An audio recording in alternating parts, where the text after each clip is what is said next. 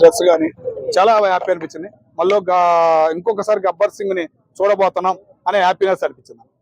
అంటే ఆల్రెడీ గబ్బర్ సింగ్ తీసిరు కదా, మళ్ళీ సేమ్ గబ్బర్ సింగ్ ప్యాటర్న్ అంటే లేదన్న, ఓన్లీ డ్రెస్ పోలీస్ అంతే గెటప్.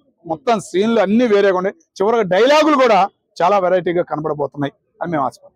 అంటే ఎలివేషన్ సీన్స్ కూడా ఆల్మోస్ట్ గబ్బర్ సింగ్ లాగానే ఉన్నాయి కదా, స్లో మోషన్ లో అవన్నీ. దానికి వేరు దీనిలో స్పీడ్ ఉందన్న.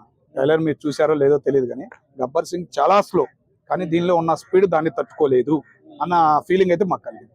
మరి ఒక డైలాగ్ కూడా కొట్టారు, అది భగవద్గీత ఇది భగవద్గీత దాటండ్రా దమ్ముంటే అని చెప్పి. కరెక్ట్ అన్న, అది మాట కరెక్ట్. ఇప్పుడున్న సొసైటీలో నలిగిపోతున్నాం, హిందూ పరంగా చాలా ఇబ్బంది అవుతుంది, దానికి ఆపాలి అనే ఒక ఉదాహరణగా వెళ్ళబోతున్న పవన్ కళ్యాణ్ హిందూ యజాన్ని మళ్ళీ బతికియాలి అనే ఒక ఫీలింగ్ తో వెళ్తున్నాడు. అదే ఫీలింగ్ లో ఈ సినిమాలో కనబడబోతుంది అనే హ్యాపీనెస్ మాకు అనిపించింది. చాలా బాగుండే అన్న.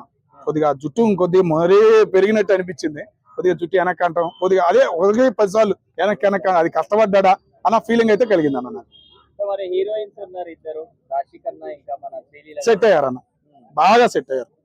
డాన్స్ పరంగా కానీ మిగతావి కూడా, ఫైట్ కూడా ఉందనే ఫీలింగ్ అయితే కనిగపడింది అన్న. మరి ఫైట్ ఉంటే ఇంకా బాగుండేది. శ్రీలీల గారు ఉంటే సినిమా అంతగా నడవదు అని చెప్పి ఒక రూమర్ ఉంది, మరి ఆ ఎఫెక్ట్ ఏమైనా ఈ సినిమా పడదన్న? పడదు అంత ఎఫెక్ట్ పడదు. నేను అనుకున్నారు, చాలా మంది నిన్న కూడా అదే మాట అన్నారు, కానీ ఆ పడదనే ఆశ అయితే నాకుంది.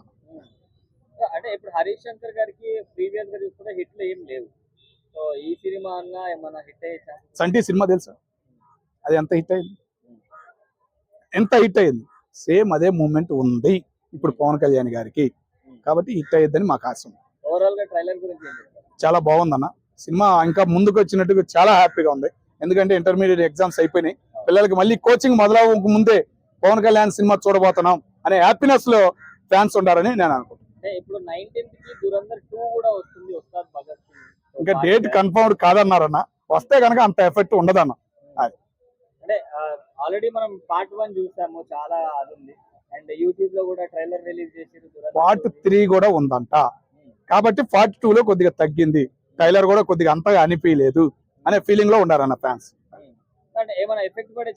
అంత ఏం లేదన్న, పవన్ కళ్యాణ్ సినిమా కథ నడుస్తానే ఉంటుంది, అడ్డం అనేది రాదు, ఆలోచన పెట్టుకోవాల్సిన అవసరం లేదు.